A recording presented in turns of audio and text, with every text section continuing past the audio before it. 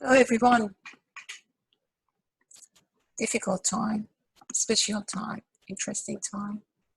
And I'm going actually to share you at this time a couple of points that may help some of you. So if you want to know who I am, my name is Nas. I'm Dr. Nas or Nas Marcian. And my area is basically, I'm a health professional, holistic health professional. My background was nursing for so many years in all aspects of clinical education and research. And I am also an emotional health consultant and educator. So the new crisis actually brought me to share a couple of really significant points from my own perspective and experiences for more than 20 years as a health professional, dealing with so many patients, students, research, and I'm going actually to contribute also as a human and part of universe in this current stressful and different situation. Okay, what I'm going actually to go through is dividing this journey. I definitely need to call it journey, COVID-19 journey, or the new name is SARS-CoV-2. We may actually change the names again and again. We never know because it's a constantly changing process now about this situation. So yes, I need to call it as a journey because I think this journey is going to be maybe a long journey. We never know. But whatever it is, it's going to be something, and it is something really transformative. So that's why I'm going actually to start from the very beginning step of this journey. The journey, some of us, the step of the journey some of us, we are in at the moment. The very first step. The very first step is when you need to secure yourself and make yourself and your life, your home, your family safe and secure. I'm not sure if you listened to my previous video when I was talking about the process of grief and the stages of the process of grief. And we are indeed experiencing the process of grief because we are certainly in a lot of loss at this stage. And the biggest loss at this stage for us is the loss of our lifestyle and our normal life, simply normal life. We lost it.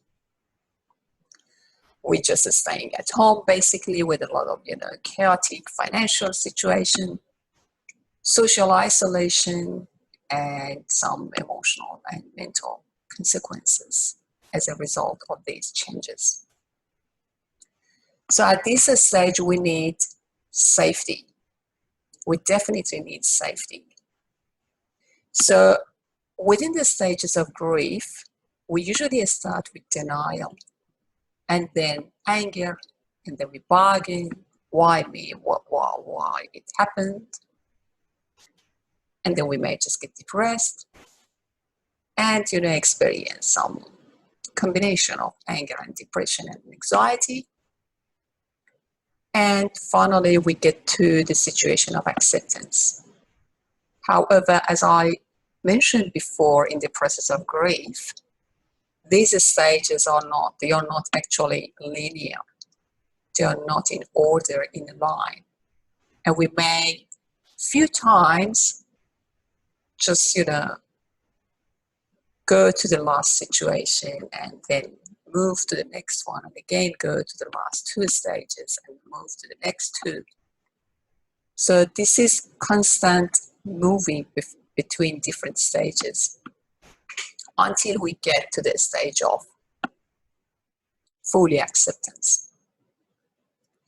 So the first step that I'm going actually to talk to you about now, which is just more about our safety and security, is involved with all of these stages of grief. So in this first step, indeed, we're dealing with the 5 stages of grief until we get to the stage of acceptance and we get to the stage of achieving our security and safety in our own health and wellness and our home and family. So most of us, we are in this step, the very first step of this journey, which is involved with the process of grief and which is mainly involved with our safety and security. What I suggest you to do at this stage is basically, simply focus on you and your home. That's all we need to do at this stage. What I mean about focusing on you and your home is more about just letting go the things that are not in your first priority now. You do not need to be worried about what is happening in the future about my work, or I haven't done this, or I haven't done that. I had these plans, on my bucket list that I cannot do, manage it now. I have this, I have that. Actually, as an academic, for example, myself, I wanted to write a paper, but I can't do it. How can I manage it? I wanted to research about these things, but I can't. Let them go.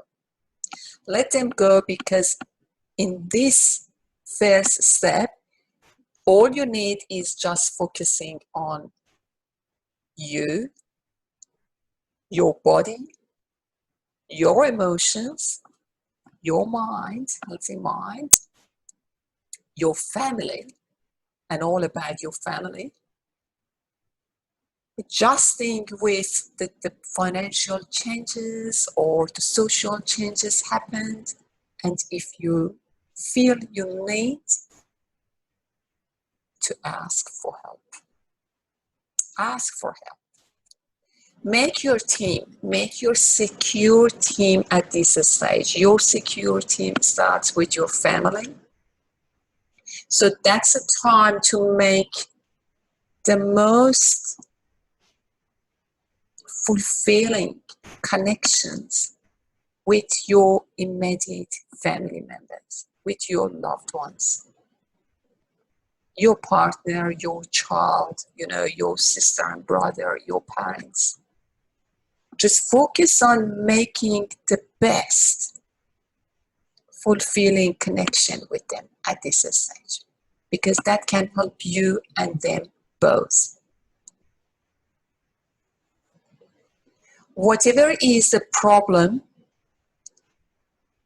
which is out of your control, it's there. And you cannot do anything with it. So the external problems, it's out of your control. But focus on you and see what you can control at this situation. Survive. So this step is basically survival. And I would definitely suggest you put a very clear emotional and psychological infrastructure in place in your life right now. Because if you don't put that in, the whole situation, the chaotic problems and situation, this isolation, this, social distancing, they may just crush you, believe me. So just put something in place as an emotional and mental and psychological infrastructure for yourself. How you plan it? You can plan something, like meditation. You can plan something like, I don't know, something that refresh you, enlighten you. Reading books, listening music, dancing, communicating with your friends, with your family through Zoom and social media, and do the reflection, write something that you are grateful about right now. There are a lot of things that we can be grateful for. So just keep your mind and emotions aligned with your health and wellness in this way. And don't allow your emotions just, overcome the emotions of anger, sadness, overcome your health and wellness. And one important thing is just be friend with your emotions, whatever it is. If it is fear, if it is anger, if it is depression, if it is frustration, just be friend with them. And just talk to yourself. It's good to have sometimes self-talk to yourself and say, okay, it's okay. It's okay if I have fear. I think no sane person in this, global disaster feel 100% happy with no problem. Yeah, at least you are comfortable with your sanity. That is really important. At least you are not denying something. If you have anger, if you are sad, if you are frustrated, it's a good news that you are authentic. You're communicating with yourself. So just feel that and say, it's okay. It's okay if I feel frustrated. It's okay if I feel angry now. It's okay if I feel sad now. This acceptance and being friend with your emotions at this stage is very important to build a productive and efficient emotional infrastructure for yourself. And yes, as I mentioned before, write something that you are still grateful for, and see what you have around and what you can do with what you have around. Some of us may just go back to our really old practice that we didn't get any chance to do it for ages. For example, I'm going actually to get back to my artwork if I get time, just to nourish my soul in those ways. Whatever you can, just to nourish your heart, your soul, and your body. Eat well, vitamins, healthy food. It's a good time just to cook your own food rather than just going and just get some fast food. That's a time to look after yourself. So this is the first step, yes? So the next step after this is when we accept the new normal, when we accept our emotions, when we accept all fear, anger, frustrations, everything, and when we accept things changed and things must change now, that's the time that we need to shift. So the next step, the first step is safe and security. And the next step is shifting. Shifting your emotions, shifting your mind, shifting your life in general. We do not rush in this step, because this step actually is going to be actually a long-term process for many of us. It's not happening like that because it's a transformational step. So at this stage, we just need to make sure that we're focusing on our internal, more on our internal changes, our inner growth. So that's the main part of this step. Transformation. Transformation is so beautiful. It's absolutely beautiful journey. It is raw, 100% raw. It is hopeful. It is promising for the future. It is divine. At the same time, it is painful. It is ugly. And it is at times really frustrating. So the caterpillar must be really patient to break the cocoon and transform to a beautiful butterfly. So the caterpillar should die first to rebirth the new beautiful creature, which is called butterfly. So this process is painful and it is long. So stay patient, stay focused on you and your inner growth and your inner changes. Stay strong and stay hopeful to the beauty after this stage. Because the butterfly cannot go back to be a caterpillar again, because the beauty of life is so different. And a butterfly cannot actually live in a small cocoon and just, see the leaf and just a very small world around itself. Because now the butterfly is able to see all the beauty. So be hopeful about that beauty as an amazing outcome of this transformation. So this step is transformation. Okay, so we wish this, and we just can pray that may this chaotic tragedy just tear down all our false judgments, false thoughts, false assumptions we possibly made in our whole life, and give us the message of newness, new ideas, new journey, new pathway, and new heart, new mind. That's step 2. So that's a beautiful step, and as I mentioned before, at the same time painful and ugly. It's absolutely a duality. We just need to be patient to accept these 2 different opposite images of this step. The next step, we don't know when, but that's a journey. When you go to the process of transformation, what is next? The next is newness.